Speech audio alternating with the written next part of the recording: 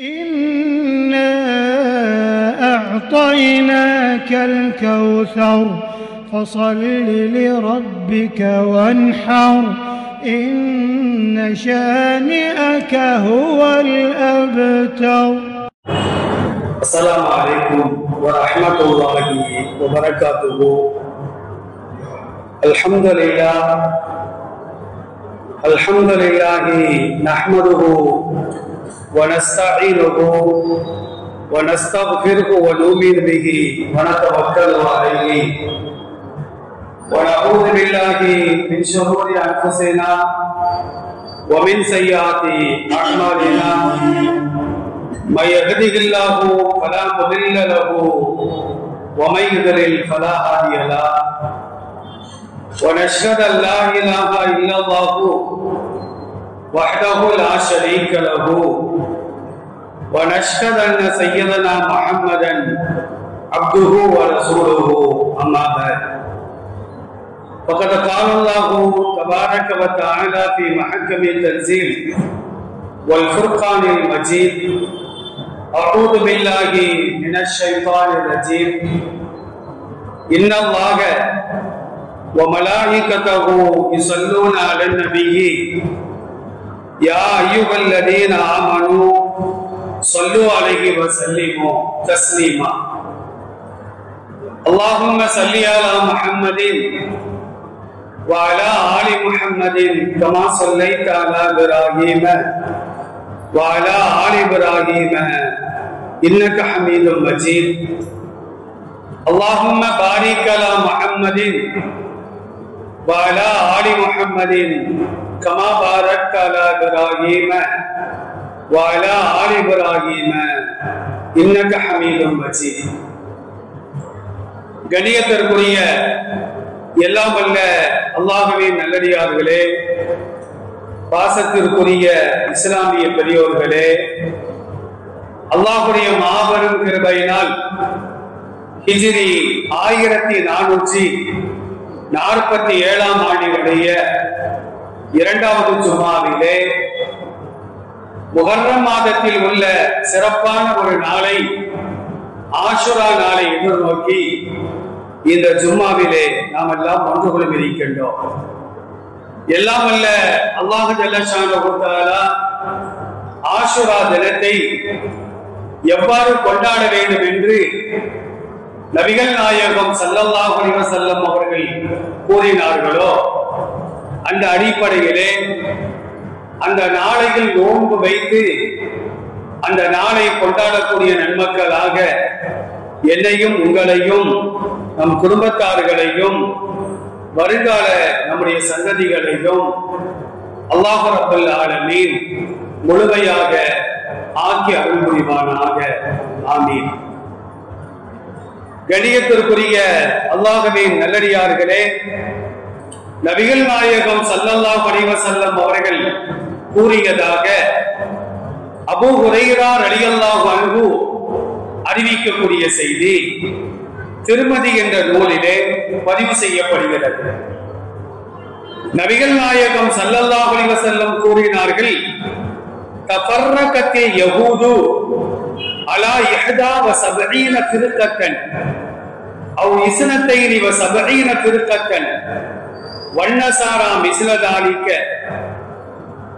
முன்னால் வாழ்ந்து சென்ற யூதர்களும் நசரானிகளும் 72 கூட்டங்களாக பிரிந்தார்கள். யூத சமுதாயத்துல, கிறிஸ்துவ சமுதாயத்துல 72 கூட்டங்கள் இருக்கிறது. உம்மத்தி அலா 30 ஃபிர்கா.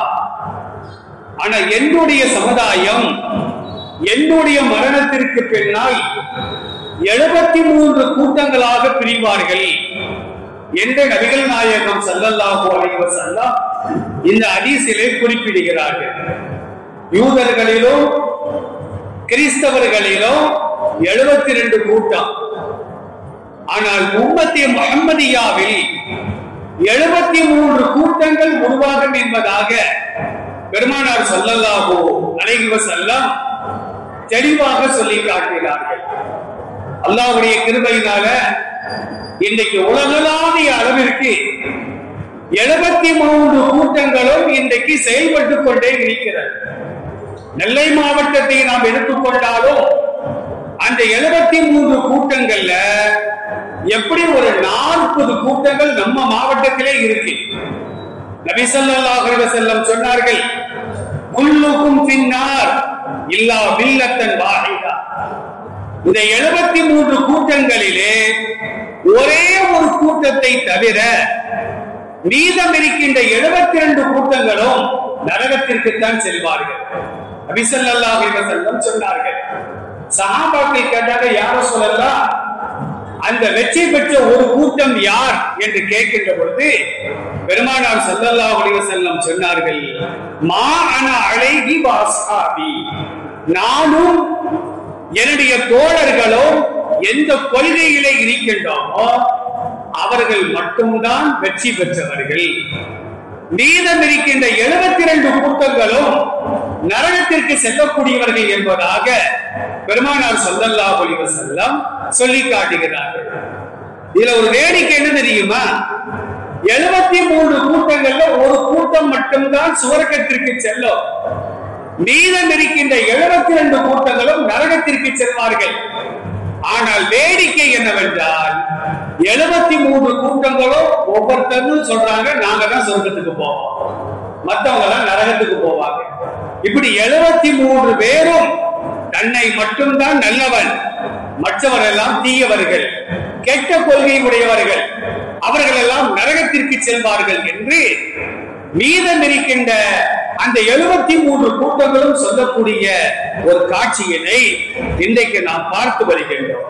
அருமையானவர்களே, இந்த 73 கூட்டங்களையும் ஒவ்வொரு கூட்டமாகவும் அவர்களின் கொள்கை சம்பந்தமாகவும் அவர்களின் கோட்பாடுகள் என்ன என்று நாம் பேச ஆரம்பித்தால் ஆண்டுகள் பல ஆண்டு கலந்துவிடும். இன்றைக்கு நமக்கு தேவையான ஒரு கூட்டம் ஷியா என்று சொல்லப்படுகின்ற ஒரு கூட்டம், வழிகட்ட ஒரு கூட்டம். அந்த கூட்டத்தின் கொள்கைகளை கேட்டாலேயே ஒரு சாதாரண முஸ்லிம் கூட சொல்லுவார், இவன் முஸ்லிம் அல்ல, இந்த ஷியா முஸ்லிம் அல்ல, இவன் நரகத்திற்கு சொந்தக்காரன் என்று இஸ்லாத்தை புரியாதவர்கள் கூட அந்த வார்த்தையை சொல்லி காட்டுவார்கள். இந்த ஷியாக்கள் யார்? நபிகள் நாயகம் ஸல்லல்லாஹு அலைஹி வஸல்லம் அவர்களுடைய மரணத்திற்கு பின்னால் 35 ஆண்டுகளுக்கு பின்னால் சன்ஆ அப்படிங்கிற ஒரு பகுதியில அப்துல்லா இப்னு சபா என்ற ஒரு யூதன் தோன்றுகின்றார். இந்த அப்துல்லா இப்னு சபா என்ற யூதன் தான் இஸ்லாமியர்களுக்கு மத்தியிலே பிரிவினையை ஏற்படுத்த வேண்டும், குழப்பத்தை ஏற்படுத்த வேண்டும், அவர்கள் குர்ஆன் சுன்னாவை பின்பற்றுவது கூடாது, நம்மை போட்டு வழிகட வேண்டும், நம்மோடு சேர்ந்து நரகத்திற்கு வர வேண்டும், அந்த படுகொலையிலே விட வேண்டும் என்பதற்காக அந்த யூதன் போட்ட ஒரு புள்ளி தான் இந்த ஷியா என்று சொல்லப்படுகின்ற வழிகட்ட அந்த கொள்கை என்பதை வரலாறுகள் நமக்கு தெளிவாக சொல்லி காட்டுகின்றன. அருமையானவர்களே, நபிகள் நாயகம் ஸல்லல்லாஹு அலைஹி வஸல்லம் சொல்வார்கள், யூதர்கள் இருக்கிறாங்களே சாதாரண ஆள் கிடையாது. இன்றைக்கு நாம் நிதர்சனமாக இஸ்ரேலிலே பார்த்து வருகின்றோம். பாவம் அறியாத, குற்றம் அறியாத குழந்தைகளை எல்லாம் கொலை செய்யக்கூடிய பாவிகள், நபிமார்களை கொலை செய்தவர்கள். மூசா அலைஹிஸ்ஸலாமுடைய காலத்திலே மூசா அலைஹிஸ்ஸலாம் பிறக்கக்கூடாது என்பதற்காக ஆயிரக்கணக்கான ஆண் குழந்தைகளை ஆடு மாடுகளை போட்டு அறுத்தார்கள். அரபில தபக அப்படின்னா ஆடு மாடு கோழி இவைகளை அறுப்பதற்கு சொல்லப்படும். அவைகளை அறுப்பதை போன்று ஆண் குழந்தைகளை எல்லாம் அறுத்தார்கள். இன்னொரு ஆயத்தில் அல்லாஹ் சொல்றான், அந்த சமுதாயத்தில் வாழக்கூடிய ஆண் குழந்தைகளை எல்லாம் கொலை செய்தார்கள். ஒரு ஆண் குழந்தை பிறந்தா இதுதான் மூசாவா இருக்குமோ, அது மூசாவா இருக்குமோ, இப்படியாக எல்லா ஆண் குழந்தைகளும் கொலை செய்தார்கள். ஆனால் அல்லாஹ்வுடைய நாட்டம் மூசா அலைஹிஸ்ஸலாம் பிறக்கணும், ஃபிரௌன் நபி வளரணும், அவன்கிட்டயே சாப்பிடணும், அவன்கிட்டயே நபியாக ஆகணும், அவனுக்கு எதிராக வர வேண்டும். இது அல்லாஹ்வுடைய ஏற்பாடு. அல்லாஹ்வுடைய ஏற்பாடு வெற்றி பெற்றது. அப்ப அப்ப அந்த யூதர்கள் இருக்கிறாங்களே மிக மிக மோசமான ஒரு கூட்டம். இந்த சமுதாயத்திற்கு பகிரங்கமான விரோதி என்று அல்லாஹ் அல் குர்ஆனிலே ஒரு கூட்டத்தை சொல்கிறார் என்றால் ஆமனுல்லதீன யஹூது அல்லாஹ் சொல்லுகின்றான், ஈமான் கொண்டவர்களுக்கு முதல் விரோதியே இந்த யூத சமுதாயம் தான் என்று அல்லாஹ் ரப்பல் ஆலமீன் அல் குர்ஆனிலே சொல்லி காட்டுகின்றார். அந்த யூதன் தான் அப்துல்லா இப்னு சபா என்பவன் தான் முஸ்லிம்களுக்கு மத்தியில குழப்பத்தை ஏற்படுத்த வேண்டும், நாம செல்லக்கூடிய நரகத்திற்கு இவர்களையும் அழைத்து செல்ல வேண்டும் என்று சொல்லி ஷீஹா அப்படிங்கிற ஒரு கூட்டத்தை, ஒரு பிரிவை அவன் தான் தோற்றுவிக்கின்றான். இன்னைக்கு அல்லாஹ்வுடைய கிருபையினால நம்ம மாவட்டத்திலேயே அந்த ஷியாக்கள் வாழுகிறார்கள், பள்ளிவாசல் கட்டி வைத்திருக்கிறார்கள், மகல்லாவை வைத்திருக்கிறார்கள், ஆயிரக்கணக்கான பேர் வாழ்ந்துகிட்டு இருக்கிறாங்க. நம்ம தமிழ்நாட்டுல, நம்ம நெல்லை மாவட்டத்துல இன்றைக்கும் அவர்கள் வாழ்ந்து கொண்டேதான் இருக்கிறார்கள். அல்லாஹ் அவர்களையும் நம்மையும் பாதுகாக்க வேண்டும். நபிகள் நாயகம் ஸல்லல்லாஹு அலைஹி வஸல்லம் அவர்கள் கூறுவதாக அபூ ஹுரைரா ரலியல்லாஹு அன்ஹு அறிவிக்கக்கூடிய செய்தி புகாரி முஸ்லிம் போன்ற நூல்கள்ல பதிவு செய்யப்படுகிறது. நாம அடிக்கடி கேள்விப்பட்டிருப்போம். இந்த யூதர்கள் என்ன செய்வாங்க தெரியுமா? குர்ஆன்லயும் கையாடல் செய்வார்கள், ஹதீஸ்களிலும் கையாடல் செய்வார்கள். ரசூலுல்லாஹ் சொன்னாங்க, புனியல் இஸ்லாம் அலா கம்சி. இஸ்லாம் என்பது ஒரு கட்டிடம், அதற்கு 5 தூண்கள். ஒன்று ஏகத்துவ கலிமா, இரண்டாவது தொழுகை, மூன்றாவது நோன்பு, நான்காவது ஜக்காத்து, ஐந்தாவது ஹஜ்ஜி என்று சொன்னார்கள். இந்த 5 கடமைகள் தான். ஆனா அந்த ஷியாக்கள் என்ன செய்றாங்க தெரியுமா? இந்த ஹதீஸ்ல 5 கடமைகள் கிடையாது, 6 கடமைகள் இருக்கிறது என்று சொல்லி இந்த ஹதீஸ்ல 6வது எதை சேர்க்கிறாங்கன்னா, இமாமத் அலியின் ரலியல்லாஹு அன்ஹு, அலி ரலியல்லாஹு அன்ஹு அவர்களின் தலைமைத்துவத்தை நம்புவதும் இஸ்லாமிய கடமைகளில் ஒன்று.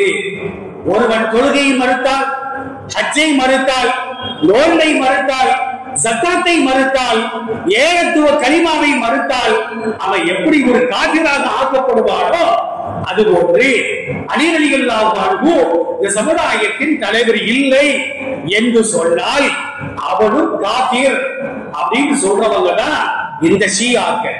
இது ஒன்று. இரண்டாவது என்ன தெரியுமா? அவர்களின் கொள்கை சம்பந்தமான ஒரு நூல் இருக்கிறது அரபியிலே. அந்த நூலை நாம் திறந்து பார்த்தால் அதுல எழுதி வச்சிருக்கிறாங்க, சப்பு ஷைஹைனி வாஜிபுன், 2 பெரியவர்களை திட்டுவது கட்டாயம். ஒவ்வொரு நாள் காலையிலையும் ஒரு 2 பெரியாருடைய பெயரை சொல்லி அந்த ஷியாக்கள் அவர்கள் ஒழிக, அவங்க நாசமா போட்டோம் அப்படின்னு திட்டுவாங்க. அந்த பெரியார்கள் யார் தெரியுமா? சுவர்க்கத்தை கொண்டு நன்மாராயம் சொல்லப்பட்ட சையதுனா அபூபக்கர் சித்திக் ரலியல்லாஹு அன்ஹு, சுவர்க்கத்தை கொண்டு நன்மாராயம் சொல்லப்பட்ட சையதுனா உமர் ரலியல்லாஹு அன்ஹு. இந்த 2 பேரையும் ஷியாக்களுக்கு பிடிக்கவே செய்யாது. ஷியாக்கள் என்ன செய்வாங்க தெரியுமா? ஒவ்வொரு நாள் காலையும் அபூபக்கர் ஒழிக, அவர் நாசமாகட்டும், உமர் ஒழிக, அவர் நாசமாகட்டும். இந்த 2 பேரையும் திட்டுவது அவர்களுக்கு கட்டாய கடமை என்பதாக ஷியாக்களுடைய கொள்கை நமக்கு சொல்லி காட்டுகிறது. எந்த அளவிற்கு என்றால், பள்ளிவாசல ஒளி செஞ்சுட்டு நம்ம காலை துடைக்கிற மிதியடி, அந்த மிதியடிகளை பார்த்தா அப்படின்னா அபூபக்கர் உமர் என்று எழுதி வைத்திருப்பார்கள். ஒளி செய்து விட்டு அந்த அபூபக்கர் உமர்ல மிதித்து காலை துடைத்து விட்டுதான் பள்ளிவாசலுக்குள்ளால் வருவார்கள். நீங்கள் ஷியாக்களுடைய பள்ளிவாசலுக்கு சென்று பார்த்தால் இந்த கூத்தெல்லாம் நடந்துகிட்டே இருக்கும். நாங்க வேலூர்ல ஓதுகின்ற நேரத்தில் எங்க மதரசா பக்கத்திலே ஷியாக்கள் இருக்கிறாங்க, இன்னைக்கு இருக்கிறாங்க. அவங்க பள்ளிவாசல போய் நாங்க பார்ப்போம். நாங்க போனாலே வந்தவொடனே பள்ளிவாசலை கழுவி கொடுத்துருவாங்க. ஏன்னா நம்ம நஜீசா அவங்களுக்கு அசுத்தம் என்று சொல்வார்கள். அப்ப அந்த விதிகடிகளை பார்த்தா அபூபக்கர் உமர் எழுதி போடுறது. எங்கள்கிட்ட நல்லா பழகுவாங்க. அப்ப நாங்க கேட்டோம், இப்படி ஒளி செஞ்சுட்டு காலை சுத்தப்படுத்திட்டு வாரீங்கல, இது என்ன அபூபக்கர் உமர் அப்படின்னு கேட்டோம். அவங்க சொல்றாங்க, அவங்க 2 பேரும் நஜீஸ். சரிடா, காலை கழுவிட்டு நஜீஸ்ல மிதிச்சு பள்ளிவாசலுக்குள்ள போறீங்க, உன் தொழுகை எல்லாம் ஏற்றுக்கொள்வானா அப்படின்னா அதுக்கு அவங்களால பதில் சொல்ல முடியல. அப்ப அபூபக்கர் உமர் என்று சொல்லி நம்மள கூட பாருங்கள விதிகடிகளை பார்த்தா வெல்கம் போட்டிருக்கோம், வருக வருகன்னு போட்டிருக்கோம். அதை மிதிச்சுட்டா நம்ம வீட்டுக்குள்ளாரே போவோம்.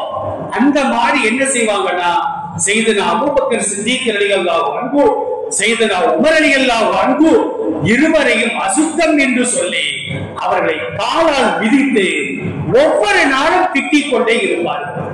சஹாபாக்கள்ல யாரை மறுத்தாலும் காபீர் கிடையாது, அவர் தாபீர் தான்.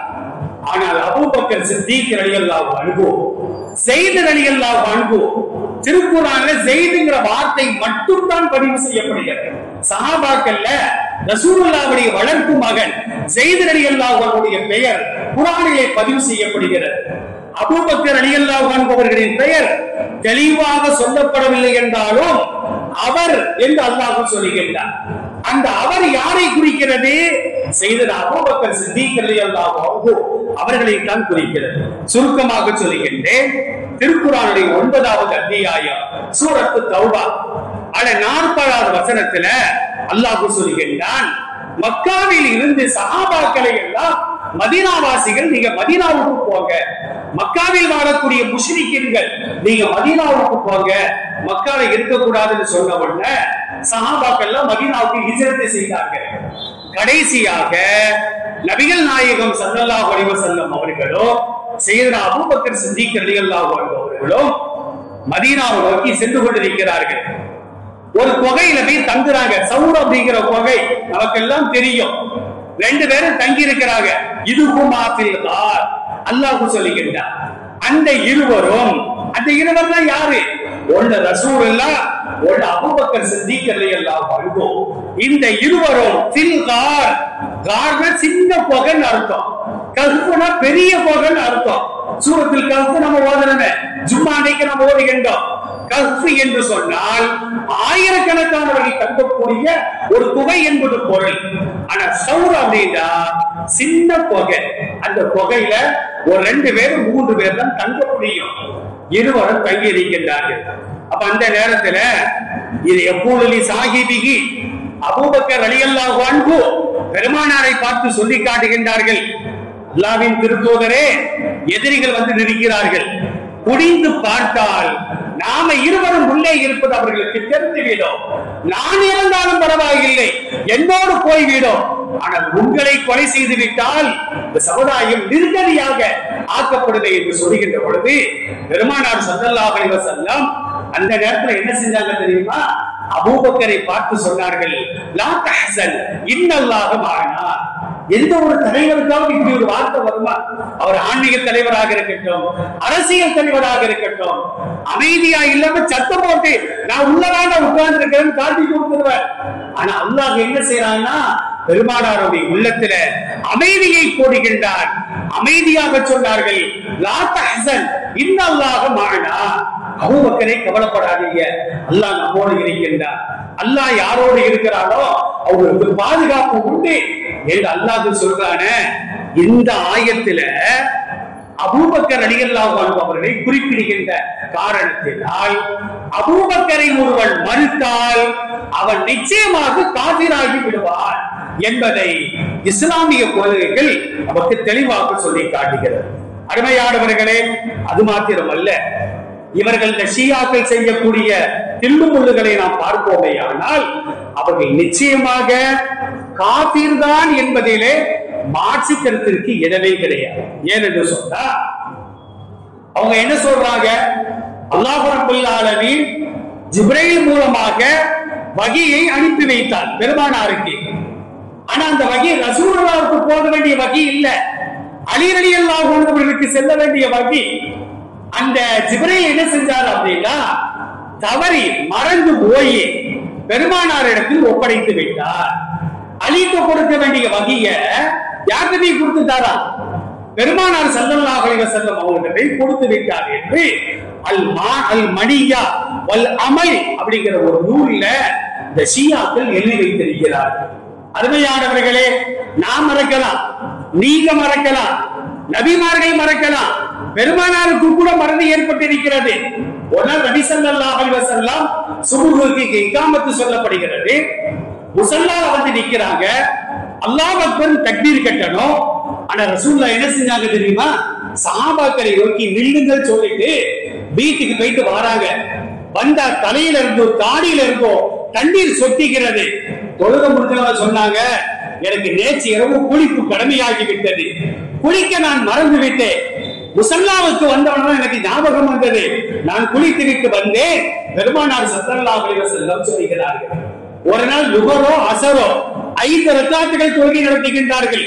சஹாபாக்கள் கேட்கிறாங்க, யா ரசூலல்லாஹ், தொழுகை குறைக்கப்பட்டு விட்டதா, கூட்டப்பட்டு விட்டதா, நீங்கள் மறந்து விட்டீர்களா அப்படின்னு நாசுக்கா கேட்டவுடனே, நானும் ஒரு மனிதன் தான், உங்களுக்கு மறக்கதை போட்டுதான் எனக்கும் மறதி ஏற்படும். பெருமானார் ஸல்லல்லாஹு அலைஹி வஸல்லம் சொன்னார்கள் என்பதை ஹதீஸ்களிலே பார்த்து வருகின்றோம். ஆனா மலக்குகள் இருக்கிறாங்களே, அவங்களுக்கு மறதி என்பது கிடையாது. அல்லாஹ் திருக்குர்ஆன்ல ஒரு ஆயத்திலே சொல்லி காட்டுகின்றான், லா யஸூனல்லாஹ மா அமரஹும் வ யஃஅலூன மா யுமரூன். மலக்குமார்கள் அல்லாஹ்விற்கு மாறு செய்ய மாட்டார்கள். அதே நேரத்தில் எதை ஏவப்பட்டார்களோ, அல்லாஹ் எதை ஏவினாரோ அதை சரியாக செய்வார்கள். மலக்குகளை கூப்பிட்டு, ஜிப்ரீலை கூப்பிட்டு இந்த வகையை கொண்டு போய் முஹம்மது ஸல்லல்லாஹு அலைஹி வஸல்லம் அவர்கிட்ட போய் கொடு அப்படின்னா, பக்கத்துல யார் இருந்தாலும் கொடுக்க மாட்டாங்க, சரியாக ரசூலுல்லாஹ்ட்ட மட்டும்தான் கொடுப்பாங்க. இது திருக்குர்ஆன் கூறுகின்ற கருத்து. ஆனா ஷியாக்கள் என்ன சொல்றாங்க, அலிக்கு கொடுக்க வேண்டிய வகையை கொண்டு போய் இந்த ஜிப்ரீல் தப்பு செஞ்சிட்டாரு, யார்கிட்ட போய் கொடுத்துட்டாரு, முஹம்மதிடம் கொடுத்து விட்டார் என்று மலக்குமார்களை கூட குறை சொல்கின்ற கூட்டம் தான் இந்த வீணா போன ஷியாக்கள் கூட்டம் என்பதை மார்க்கம் நமக்கு தெளிவாக சொல்லி காட்டுகிறது. அது மட்டுமல்லங்க, சஹாபாக்களை நோக்கி பெருமானார் ஸல்லல்லாஹு அலைஹி வஸல்லம் சொல்லி காட்டுவார்கள், மஸல அஸ்ஹாபி ஃபின்னாசி கமஸலில் மில்ஹி ஃபித்தஆம். உணவிலே உப்பு எவ்வளவு அவசியமாக இருக்கிறதோ, இந்த சமுதாயத்திற்கு சஹாபாக்கள் அவசியம். சஹாபாக்கள் இல்லை என்று சொன்னால் இன்னைக்கு குர்ஆன், முழுமையான குர்ஆன் நமக்கு வந்திருக்காது, பல சட்டங்கள் நமக்கு வந்திருக்காது. ஆனால் அந்த சஹாபாக்களை நோக்கி இந்த ஷியாக்கள் என்ன சொல்றாங்க தெரியுமா, சஹாபாக்கள் எல்லாருமே மதம் மாறிட்டாங்க, இஸ்லாத்தை விட்டு வெளியேறிவிட்டார்கள், சஹாபாக்கள் எல்லோரும் நரகவாதிகள், பகிரங்கமாக சொல்லக்கூடிய ஒரு காட்சியை நாம் பார்த்து வருகின்றோம். சில சஹாபாக்களை மட்டும்தான் இந்த ஷியாக்கள் நல்லவர்கள் என்று சொல்வார்கள். ஒன்னு யாரே, அலி ரலியல்லாஹு அன்ஹு, இரண்டாவது ஹுசைன் ரலியல்லாஹு அன்ஹு, ஹசன் ரலியல்லாஹு அன்ஹு, மிக்தாத் ரலியல்லாஹு அன்ஹு, அம்மார் இப்னு யாசீர் ரலியல்லாஹு அன்ஹு, சல்மான் அல் ஃபாரிஸி ரலியல்லாஹு அன்ஹு, சுஹைப் ரலியல்லாஹு அன்ஹு, ஃபாத்திமா ரலியல்லாஹு அன்ஹா, இவர்களை தவிர்த்து லட்சக்கணக்கான சஹாபாக்கள் எல்லாம், சஹாபி பெண்மணிகள் எல்லாம் நரகத்திற்கு செல்லக்கூடியவர்கள் என்று இந்த ஷியாக்கள் சொல்லக்கூடிய ஒரு காட்சியை இன்றைக்கு நாம் பார்த்து வருகின்றோம். அருமையானவர்களே, நபிகள் நாயகம் ஸல்லல்லாஹு அலைஹி வஸல்லம் அவர்களுக்கு 11 மனைவிமார்கள், ஒரு அடிமை பெண். ரசூலுல்லாஹ் காலத்துல அடிமைகளையும் திருமணம் செய்யாமலேயே குடும்பம் நடத்துகின்ற அளவிற்கு அல்லாஹ் ஒரு அனுமதியை வழங்கி இருந்தார். ஆனா பின்னால ரசூலுல்லாஹ் அதையெல்லாம் ஹராமாக்கிட்டாங்க. அனுமதி இருக்கும் பொழுது நபிகள் நாயகம் ஸல்லல்லாஹு அலைஹி வஸல்லம் மாரியத்துல் கிபித்தியா அப்படிங்கிற ஒரு பெண் அடிமையை வைத்திருந்தார்கள். அந்த அடிமை பெண்ணின் மூலமாகத்தான் இப்ராஹிம் அப்படிங்கிற ஒரு மகன் பிறக்கின்றார். ரசூலுல்லாஹ்வுக்கு 11 மனைவிமார்கள். இந்த 11 மனைவிமார்களை குறித்து அல்லாஹ் குர்ஆன்ல என்ன சொல்றான் தெரியுமா, அன்னபியோ அவுலா பில் முஃமினீன மின் அன்ஃபுஸிஹிம். நம்முடைய உயிர் இருக்கலங்க, நம்முடைய உயிரை விட உயர்வாக நாம் கருதுவதாக இருந்தால் எந்த அரசியல் தலைவர்களையும் கருதுவது கூடாது, நடிகர்களையும் கருதுவது கூடாது. ஆனா நமக்கு வீணா போன நம்ம இளைஞர்கள் உடல் மண்ணுக்கு அந்த உயிர் அவனுக்கு என்றெல்லாம் வாய்ப்போசு அடித்து ஒட்டக்கூடிய ஒரு அவலமான சூழ்நிலையை பார்த்து வருகின்றோம். என்னைக்காவது ஒரு 1000 ரூபாய் கொடுத்திருப்பான், அதற்காக வேண்டி இந்த உயிரை, அல்லாஹ்விற்கு சொந்தமான இந்த உயிரை அரசியல் தலைவர்களுக்கும் நடிகர்களுக்கும் சொந்தம் என்று பகிரங்கமாக சொல்லக்கூடிய இஸ்லாமிய இளைஞர்களை இன்றைக்கு நாம் பார்த்து வருகின்றோம். ஆனா அல்லாஹ் என்ன சொல்றான் தெரியுமா, உங்கள் உயிரை விட மேலான ஒருவர் இருப்பார் என்று சொன்னால் அது உயிரை விட மதிக்கப்படக்கூடியவர் நபிகள் நாயகம் ஸல்லல்லாஹு அலைஹி வஸல்லம் அவர்கள் மட்டும்தான்.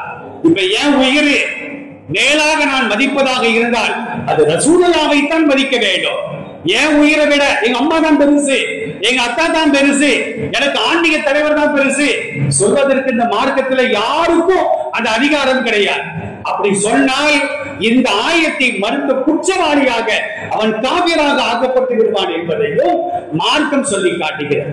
அந்த ஆயத்தில் அல்லாஹ் சொல்றான், அஸ்வாஜுக்கும் உம்மஹாத்துக்கும், அந்த முஹம்மதுடைய மனைவிமார்கள் இருக்கிறாங்களே, கதீஜா ரலியல்லாஹு அன்ஹா, சஃபியா ரலியல்லாஹு அன்ஹா, ஆயிஷா ரலியல்லாஹு அன்ஹா, உம்மு சலமா ரலியல்லாஹு அன்ஹா, ஸைனப் பின்த் ஜஹ்ஷ் ரலியல்லாஹு அன்ஹா, ஸைனப் பின்த் ஹுஸைமா ரலியல்லாஹு அன்ஹா, ஹப்ஸா ரலியல்லாஹு, இப்படியாக எல்லா மனைவிமார்களும் நமக்கு அன்னையர்கள், நம்மை பெற்றெடுத்த தாய்க்கு சமமானவர்கள் என்று அல்லாஹ் திருக்குர்ஆன்ல சொல்லி காட்டுகிறார். இப்ப நம்முடைய அன்னை ரசூலுல்லாஹ்வுடைய மனைவிமார்கள், இப்ப நம்ம வீடுகள்ல ஒரு கணவர் இறந்துட்டார் அப்படின்னா இதாவுடைய காலம் முடிஞ்ச பின்னால அந்த பெண்ணுக்கு மறுமணம் செய்யலாம், மார்க்கத்தில் கூடும். ஆனா ரசூலுல்லாஹ்வுடைய மனைவிமார்களை ரசூலுல்லாஹ்வுடைய வஃபாத்திற்கு பின்னால் ரசூலுல்லாஹ் இறக்கும்போது 9 மனைவிமார்கள், ஸைனப் ரலியல்லாஹு அன்ஹா ரசூலுல்லாஹ் இருக்கும்போது இறந்துட்டாங்க, கதீஜா ரலியல்லாஹு அன்ஹா ரசூலுல்லாஹ் இருக்கும்போது இறந்துட்டாங்க. மீத 9 மனைவிமார்கள் ரசூலுல்லாஹ் இறக்கும்போது இவர்கள் இருக்கிறார்கள். இதாவுடைய காலம் முடிஞ்ச பின்னால அந்த 9 மனைவிமார்களை யாராவது மறுமணம் செய்ய முடியுமா என்றால் யாரும் மறுமணம் செய்ய முடியாது. ஏன்னா யார் மறுமணம் செய்ய வருவதாக இருந்தாலும் அவர்களுக்கும் இவர்கள் தான் தாயை திருமணம் செய்ய முடியுமா? மார்க்கத்தில் அனுமதி கிடையாது. அதான் அல்லாஹ் சொல்லுகின்றான், அந்த முஹம்மதுடைய மனைவிமார்கள் இந்த சமுதாயத்தில் வாழக்கூடிய ஆண்களுக்கும் பெண்களுக்கும் அன்னையர்கள் என்று அல்லாஹ் சொல்லுகின்றார். அந்த அன்னையர்களை இந்த ஷியாக்கள் கூட்டம் என்ன சொல்றது தெரியுமா? இந்த 11 மனைவிமார்களும் விபச்சாரிகள் என்று சொல்லுகிறார்கள். எவ்வளவு பெரிய கொடூரமான ஒரு வார்த்தை! அந்த 11 மனைவிமார்களும் ரசூலுல்லாஹ்வுடைய மனைவிமார்கள் 11 பேரும் விபச்சாரிகள், விபச்சாரம் செய்த குற்றத்திற்கு ஆளானவர்கள், அவங்க எல்லாம் நரகத்திற்குத்தான் செல்வார்கள். இது மட்டுமல்லங்க, அந்த 11 மனைவிமார்களோடு ரசூலுல்லாஹ் குடும்பம் நடத்திய காரணத்தினால், உறவு வைத்துக் கொண்ட காரணத்தினால் ரசூலுல்லாஹ் சொர்க்கத்துக்கு போவாங்களாம், ரசூலுல்லாஹ்வுடைய மர்ம உறுப்பு மட்டும் நரகத்துக்கு போவாங்க. இப்படி எல்லாம் எழுதி வைத்திருக்கிறார்கள். அப்ப இந்த வீணா போன கொள்கையை நாம் மனதாரம் நினைத்து பார்த்தால் நிச்சயமாக நாமும் ஷியாக்களில் ஒருவராக ஆக்கப்படுவோம் என்பதிலே எந்த விதமான சந்தேகம் கிடையாது. அருமையானவர்களே, இவர்களின் மற்றொரு பித்தலாட்டத்தை பாருங்கள். அல்லாஹ் ரப்பல் ஆலமீன் அல் குர்ஆன்ல 7வது அத்தியாயம் சூரத்துல் ஆராஃப் 128வது வசனத்துல அல்லாஹ் சொல்லுகின்றான், அண்டல் அர்த லில்லாஹ், இந்த பூமி முழுவதும் அல்லாஹ்விற்குத்தான் சொந்தம். இந்தியாவை நாம தான் ஆட்சி செய்வோம், வேற எவனும் ஆட்சிக்கு வந்துடக்கூடாது. அங்க அந்த நாட்டை நாம தான் ஆட்சி செய்வோம், இதெல்லாம் எங்களுக்கு தான் சொந்தம். இப்படிதான் ஒருத்தன் சொல்லிக்கிட்டு இருந்தான் ஃபிரௌன். இந்த ஓடுத ஆறு இது எனக்கு சொந்தமான ஆறு, ஓடுனா ஓடும், ஓடாதுன்னா ஓடாதுன்னா கடைசியில் அதுவே தூக்கி போட்டு அல்லாஹ்க்கு சாகடித்தார். இப்படித்தான் எனக்கு சொந்தம் எனக்கு சொந்தம் என்று பொதுவான ஒன்றை தனக்கு எவன் சொந்தமாக்கி கொள்கின்றானோ அவன் அதிலேயே போட்டு அல்லாஹ்க்கு சாகடிப்பான் என்பதில் எந்த விதமான சந்தேகம் கிடையாது. ஒவ்வொரு கர்பலாவிலும், கர்பலா யுத்தம் ஹிஜ்ரி 61ஆம் ஆண்டு நடைபெறுகிறது. பெருமானாருடைய வஃபாத்திற்கு பின்னால சரியாக 50 ஆண்டுகளுக்கு பின்னால் ரசூலுல்லாஹ் ஹிஜ்ரி 11 வஃபாத் ஆகிறாங்க. ரசூலுல்லாஹ்வுடைய பேர குழந்தை ஹுசைன் ரலியல்லாஹு அன்ஹு உள்பட 72 முஸ்லிம்கள் கர்பலாவிலே ஷஹீதாக்கப்பட்டார்கள் 51 ஆண்டுகளுக்கு பின்னால். அந்த கர்பலா சத்தியத்திற்கும் அசத்தியத்திற்கும் நடந்த ஒரு போர். அதிலே சத்தியம் அது ஷஹீதானாலும் கூட சத்தியம் தான் வென்றது என்பதாக வரலாறு சொல்லி காட்டும். அதுபோன்று சத்தியத்திற்கு அழிவுகள் ஏற்பட்டாலும் ஒரு சில பேர் அழிந்தாலும் கூட இந்த சத்தியம் அது மேலோங்கும். ஒவ்வொரு கர்பலாவிலும் அந்த வெற்றியை நாம் கண்டுகொண்டே வருகின்றோம். அல்லாஹ் சொல்றான், அண்ணல் அல்லாஹி யூரிசுஹா மையஷா மின் இபாதிஹி, கொஞ்ச காலத்திற்கு இந்த பூமியை சிலருக்கு அல்லாஹ் சொந்தமாக்கி கொடுப்பான். என் வீடு, என் வாகனம், என் மனைவி, என் பிள்ளைங்க, நான் மௌத்தா போயிட்டேன்னு வச்சுக்கிறோம். இப்ப ஜனாசாவுடைய வீடுன்னு சொல்லுவாங்களா? சொல்ல மாட்டாங்க. பிள்ளைகளுக்கு அது போயிடும். அந்த மாதிரி இந்த பூமி கொஞ்ச காலத்திற்கு அல்லாஹ் யாருக்கு நாடுகின்றானோ அவர்களை வாரிசாக்கி வைப்பார். அப்புறமா மறுமையில இந்த பூமி அல்லாஹ்விற்கு மட்டும்தான் சொந்தம். ஷியாக்கள் என்ன சொல்றாங்க தெரியுமா? அண்ணல் அருள் லில்லானா, அந்த லில்லானா அல்லாஹ் கிடையாதான், அலி இப்னு அபீ தாலிபா. இந்த பூமி முழுவதும் அலி இப்னு அபீ தாலிபிற்கு சொந்தமானது, அலி ரலியல்லாஹு அன்ஹு அவர்களுக்கு சொந்தமானது என்றெல்லாம் அவர்கள் சொல்லக்கூடிய ஒரு அவலமான சூழல். சூரத்து ஷரஹ், அலம் நஷ்ரஹ் லக சத்ரக் அப்படின்னு ஒரு அத்தியாயம் குர்ஆன்ல இருக்கு. அலம் நஷ்ரஹ் லக சத்ரக் வலஅனா அன்க விஸ்ரகல்லி அன்க வலகர. அதுல ஒரு ஆயத்தை சஹாபாக்கள் விட்டுட்டாங்களாம். அது என்னடா புது ஒரு ஆயத்து அப்படின்னா, அது அல்லாஹ் சொல்றானா அந்த குர்ஆன் ஆகிறது அலிக்கு சொந்தமானது. அலி ரலியல்லாஹு அன்ஹு அவர்களுக்கு ஒரு குர்ஆனை வச்சிருக்கிறாங்க, முஸ்ஹஃப ஃபாத்திமா என்று சொல்கிறார்கள். இப்ப நாம வச்சிருக்கிற குர்ஆன்ல 6666 வசனங்கள். ஆனா ஷியாக்கள் ஒரு குர்ஆன் வச்சிருக்கிறான், அது இப்ப இல்லையா, கையில இல்லையா. ஒரு 12 தலைவர்களை அவர்கள் சொல்கிறார்கள். அதுல ஒரு தலைவர் 5 வயசுல எங்கேயோ ஓடி போயிட்டாரா, அவர் கியாமத்தினால திரும்ப வந்துருவாராம் உலகத்திற்கு. அதையெல்லாம் கதையா எழுதி வச்சிருக்கிறாங்க. இவர்களின் குர்ஆன் 17,000 வசனங்களை கொண்டது. நாம வச்சிருக்கிறது 6666. ஆனா ஷியாக்களுடைய குர்ஆன் உலகத்துல இல்ல, அது அந்த மனுஷன் வச்சிருக்கிறான், வரும்போது கொண்டு வருவான். அது 17,000 ஆயத்துக்கள் இருக்கும். அதான் அதிகளுடைய ஆட்சியை பற்றி, இவர்களின் திருமுறைகளை பற்றி எல்லா செய்திகளும் அடங்கி இருக்கிறது என்று ஷியாக்கள் அந்த குர்ஆனுக்கு முஸ்ஹஃபை ஃபாத்திமா, ஃபாத்திமாவுடைய குர்ஆன் என்றெல்லாம் பெயர் சொல்லி இருக்கிறார்கள். அருமையானவர்களே, இதையெல்லாம் கேட்கின்ற பொழுது நமக்கு அப்படி உடம்பெல்லாம் கொதிக்கிறது, ரொம்ப கவலையாக இருக்கிறது. பெருமானாரை பார்த்து அவருடைய மறைவிடம் நரகத்துக்கு போகும், ரசூலுல்லாஹ்வுடைய மனைவிமார்கள் விபச்சாரிகள் என்றெல்லாம் குற்றம் சாட்டுகின்றார்களே, இவர்கள் தான், இந்த வீணா போட கூட்டம் தான் இந்த பஞ்சாவை கொண்டாடுகிறது. இந்த பஞ்சாவுக்கு நாம் சென்றால், இந்த பஞ்சாபிற்கு நாம் ஆதரவு கொடுத்தால், இவை யாருக்கு நாம் ஆதரவு கொடுக்கிறோம்? ஷியாக்களுக்கு ஆதரவை கொடுக்கின்றோம். சஹாபாக்கள் எல்லாம் காஃபிர் என்று சொல்கின்றோம். பெருமானாருடைய மனைவிமார்கள் எல்லாம் விபச்சாரிகள் என்று சொல்கின்றோம்.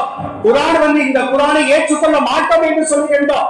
அந்த சின்ன பையன் ஓடி போனான 1000 ஆண்டுகளுக்கு முன்னால், அவர் திரும்பி வரும்போது கொண்டு வர்றான அந்த 17,000 ஆயத்துக்களை நாம் ஏற்றுக்கொள்கிறோம் என்று அர்த்தம். தயவு செய்து அவங்க கொண்டாடட்டும். நம்ம தாய்மார்களை பார்த்தா அப்படின்னா மத்த நாள் தலைவிரி கோலமா போறது, அன்னைக்கு பார்த்தா பயபக்தியோடு முக்காடை போட்டு கொண்டு ரொம்ப பயபக்தியோடு சென்று வரக்கூடிய ஒரு காட்சியை நாம் பார்த்து வருகின்றோம். சென்ற ஆண்டு ஒருத்தர் கேட்காரு, அங்கதான் போறவங்களுக்கு ஏதாச்சும் வேண்டுகோள் இருக்கான்னு கேட்காரு. ஏன்ட்ட கேட்கிறேன், ஒரு வேண்டுகோளும் இல்ல, நான் எல்லாத்தையும் அல்லாட்ட வச்சுட்டேன், நீங்களும் அல்லாட்ட வைங்க.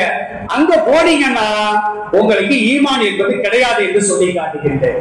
தயவு செய்து இந்த சபையில் அமர்ந்திருப்போர் யாரும் இந்த பஞ்சாபிற்கு காவடி எடுப்பது கூடாது, அதற்கு ஆதரவாக செயல்படுவது கூடாது. நம்ம வீட்டு பெண்களை தயவு செய்து நீங்கள் அனுப்பாதீர்கள். பல பேரை நான் பார்த்திருக்கிற நம்ம பள்ளியில தொழக்கூடிய தொழுகையாளிகள்ல அதிகமானவர்களின் குடும்பத்தார்கள் பயபக்தியோடு சென்று அங்க போய் பாத்தியா ஓதி உப்பையும் உலகையும் போட்டுட்டு அதை கொண்டு வந்து வாங்கி பீரல்ல வச்சு பரக்கத்து வரும் பரக்கத்து வரும் அப்படின்னு நினைக்கக்கூடிய ஒரு அவலமான சூழ்நிலையை பார்த்து வருகின்றோம்.